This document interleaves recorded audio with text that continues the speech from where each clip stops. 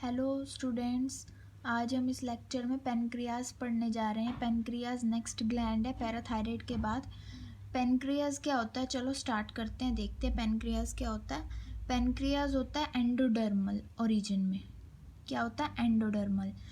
ये जो होता है मिक्स्ड ग्लैंड है, इसको हम बहुत अच्छे से जानते हैं। मिक्स्ड ग्लैंड है ये, हेट्रोक्राइन भी कह सकते हैं। इसके दो पार्ट्स होते हैं, एक्सोक्राइन पार्ट और एंडोक्राइन पार्ट। दो पार्ट्स होते हैं, इसलिए हम इसको मिक्स्ड ग्लैंड भी कहते हैं, ठीक है, क्योंकि इसके दो पार्ट्स हैं।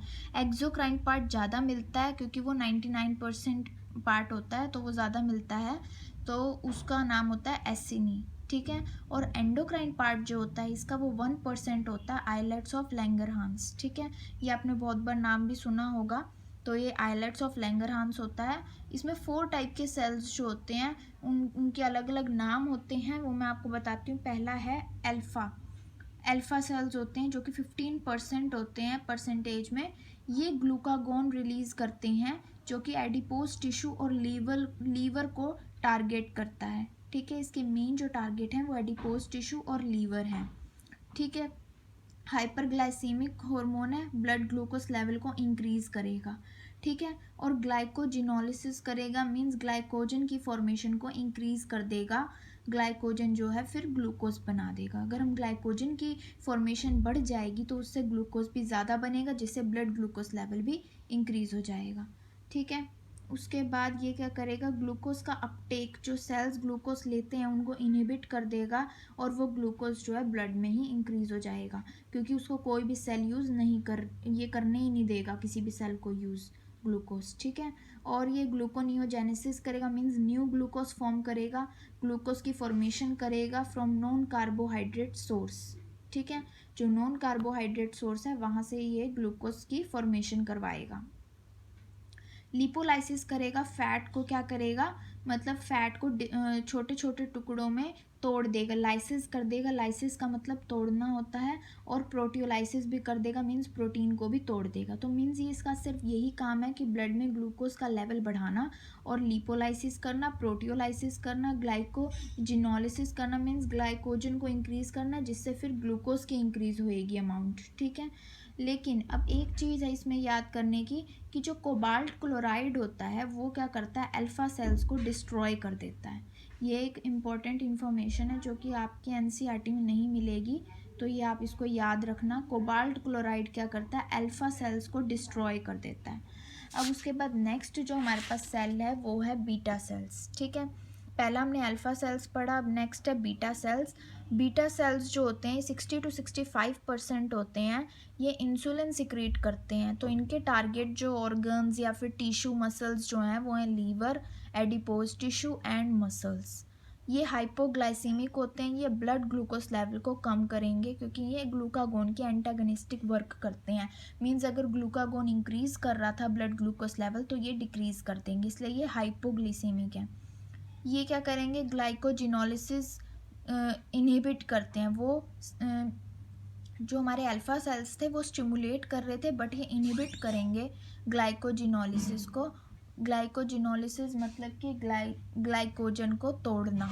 लाइसिस मीन्स तोड़ना, तो ग्लाइकोजन को तोड़ेंगे, उसको इनहिबिट करेंगे, ग्लाइकोजन को तोड़ने को इनहिबिट करेंगे, और न्यू ग्लूकोज को फॉर्म करेंगे। तो ग्लूकोनियोजेनेसिस करेंगे और ग्लाइकोजिनोलिसिस को इनहिबिट करेंगे, ठीक है। तो ये दोनों ही फंक्शंस को इनहिबिट करते हैं, ग्लाइकोजिनोलिसिस को भी और ग्लूकोनियोजेनेसिस को भी। Stimulate lipogenesis and inhibit lipolysis. Lipogenesis means fat को तो फॉर्म करेंगे लेकिन फैट के तोड़ने को रोकेंगे, ठीक है।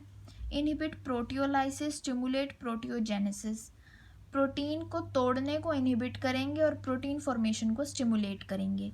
Stimulate formation of nucleic acid. Nucleic acid जो होता है उसकी फॉर्मेशन को बढ़ा देंगे। तो ये सब इनके फीचर्स थे, ये सब आपको याद करने हैं। एलोक्सेन, ये एक इम्पॉर्टेंट इन्फॉर्मेशन है जो कि आपको एनसीईआरटी में नहीं मिलेगी। एलोक्सेन जो होता है वो डिस्ट्रॉय कर देता है बीटा सेल्स को, ठीक है। तो अब हम नेक्स्ट इसका सेल पे चलते हैं। नेक्स्ट सेल है इसके डेल्टा सेल्स, जिनको हम डी सेल्स भी कहते हैं। ये 5 to 10% मिलते हैं। तो डेल्टा सेल्स होते हैं, ये सोमेटोस्टैटिन रिलीज करते हैं। सोमेटोस्टैटिन एक ग्रोथ हार्मोन है जो कि which inhibit insulin and glucagon release. Somatostatin release करेंगे जिससे क्या होगा, इंसुलिन और ग्लूकागोन का रिलीज बंद हो जाएगा। Thus it is a paracrine hormone, इसलिए पैराक्राइन हार्मोन है।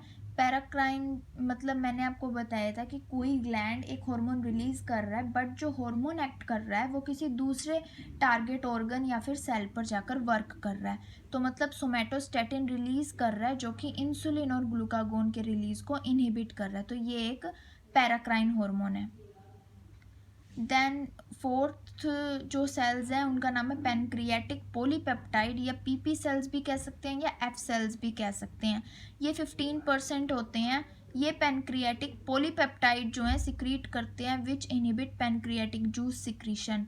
तो पेनक्रियाटिक पॉलीपेप्टाइड सिक्रीट करेंगे जिससे पेनक्रियाटिक जूस की जो सिक्रीशन है वो इनहिबिट हो जाएगी, मतलब कि पेनक्रियाटिक जूस जो है वो रिलीज नहीं हो पाएगा, ये उसको इनहिबिट करता है। अब डिसऑर्डर्स देखते हैं। अब हमने फीचर्स पढ़ लिए, इसमें मेनली ये सेल्स ही थे, हमने सेल्स पढ़े। अब नेक्स्ट हम इसके डिसऑर्डर्स पढ़ते हैं कि अगर इंसुलिन बढ़ जाता है तो उससे हाइपोग्लाइसीमिया हो जाएगा। मींस अगर इंसुलिन बहुत ज़्यादा अमाउंट में रिलीज हो रहा है तो उससे ब्लड ग्लूकोज लेवल बहुत ज़्यादा कम हो जाएगा, और अगर कम अमाउंट में निकलेगा तो हाइपरग्लाइसीमिया हो जाएगा, ब्लड शुगर जो ब्लड ग्लूकोज लेवल है वो बहुत ज़्यादा बढ़ जाएगा। ठीक है, तो ये थे डिसऑर्डर इंसुलिन से रिलेटेड। ठीक है, अब उसके बाद एक चीज़ और आती है कि प्रोलॉन्ग्ड हाइपरग्लाइसीमिया। अगर बहुत ज़्यादा समय तक हाइपरग्लाइसीमिया रहेगा, means blood glucose level, blood sugar level बहुत ही ज़्यादा है और बड़े लंबे समय से ज़्यादा है किसी पर्सन के अंदर, तो उसे क्या हो जाएगा, डायबिटीज़ मेलाइटस हो जाएगा। तो जिसमें क्या होता है कि ग्लूकोज जो है यूरिन में आने लग जाता है, कीटोन बॉडीज़ यूरिन में आने लग जाते हैं, वाटर जो है वो फॉलो करने लग जाता है